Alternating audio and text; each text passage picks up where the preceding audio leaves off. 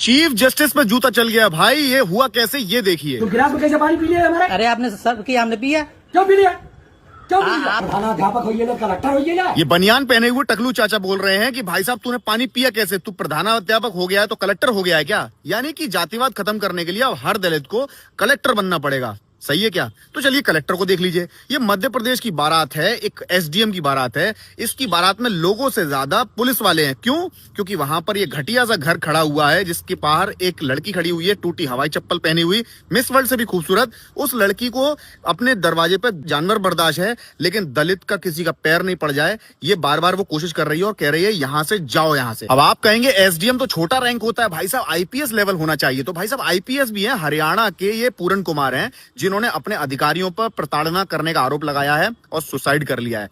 जातिवाद आईपीएस यानी UPSC level तक कितना चरम सीमा पर है सोचिए। यानी कि आप प्रिंसिपल बन जाइए, एसडीएम बन जाइए, आईपीएस बन जाइए, यहाँ तक कि चीफ जस्टिस ऑफ इंडिया भी बन जाइए, आप बिल्कुल सुरक्षित नहीं है। दरअसल चीफ जस्टिस गवई साहब के सामने एक खंडित मूर्ति का मामला आया। उन्होंने बस इतना कहा कि भाई साहब ये प्रोटेक्टेड मॉन्यूमेंट एक्ट के तहत आता है, इसे हाथ नहीं लगाया जा सकता, कुछ भी छेड़छाड़ नहीं हो सकती है। हाँ, अब प्रार्थना आपको करनी है तो प्रार्थना कर लीजिए, लेकिन आपको तो पता है सो कॉल्ड डिजिटल इंडिया और डेवलप भारत जो है वो धार्मिक व्यंग के लिए अभी तैयार बिल्कुल भी नहीं है। इसी भेदभाव की ऊंच नीच वाली सोच ने हमें हर दुनिया के प्लेटफॉर्म पर पटकी खिला दी है, फिर भी हमें अकल नहीं आ रही है और कभी नहीं आएगी, क्योंकि बुजुर्गों ने हमेशा से कहा था कि जो कभी नहीं जाती वही जाती है। और फैक्ट्स भी यही बोल रहे हैं। एनसीआरबी का लेटेस्ट डेटा ये कह रहा है कि दलित उत्पीड़न के मामले में उत्तर प्रदेश की सरकार नंबर 1 बनी हुई है। तो फिर तो हमारी बहन कुमारी मायावती जी, जो कि दलित नेता कहलाती हैं, उन्हें तो पिछले दिनों हुई रैली में जबरदस्त आक्रोश में आना चाहिए था, योगी आदित्यनाथ के खिलाफ बहुत सारा कुछ बोलना चाहिए था, लेकिन नहीं। उनकी रैली को अगर आप पूरा समझेंगे तो लाखों की भीड़ बुला के पूरी जगह जगह से फ्री बसेस से लोग बुला करके उन्होंने ऐसा दर्शाया जैसे कि प्रदेश में योगी आदित्यनाथ की नहीं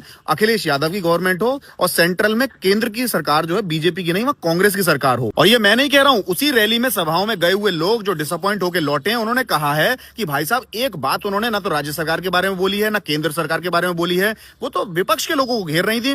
ना एनसीआरबी के डेटा पे बात हुई, ना पिछले दिनों रायबरेली में पीट पीट करके मार दिए गए हरिओम वाल्मीकि, जिसने मरते मरते राहुल गांधी का नाम लिया और मारने वालों ने कहा भाई यहाँ तो बाबा वाले हैं हम, तो उसके बारे में भी कोई बात नहीं हुई। ना एनसीआरबी के दलित उत्पीड़न वाले डेटा के बारे में बात हुई, ना चीफ जस्टिस के ऊपर जूता फेंकने वाले मामले के ऊपर बात हुई। मेरा तो सिर्फ उन धार्मिक दलितों से बात करना है कि भाई साहब आप ही तय कर लीजिए कि आईपीएस को मंदिर में जाने नहीं दिया जा रहा है, राष्ट्रपति को मंदिर में जाने नहीं दिया जा रहा है, सीजीआई पे जूता चल रहा है, और भाई साहब छोटे मोटे इंसान जो छोटे मोटे आम दलित हैं उनका तो क्या ही हाल होगा, आप खुद सोच लीजिए।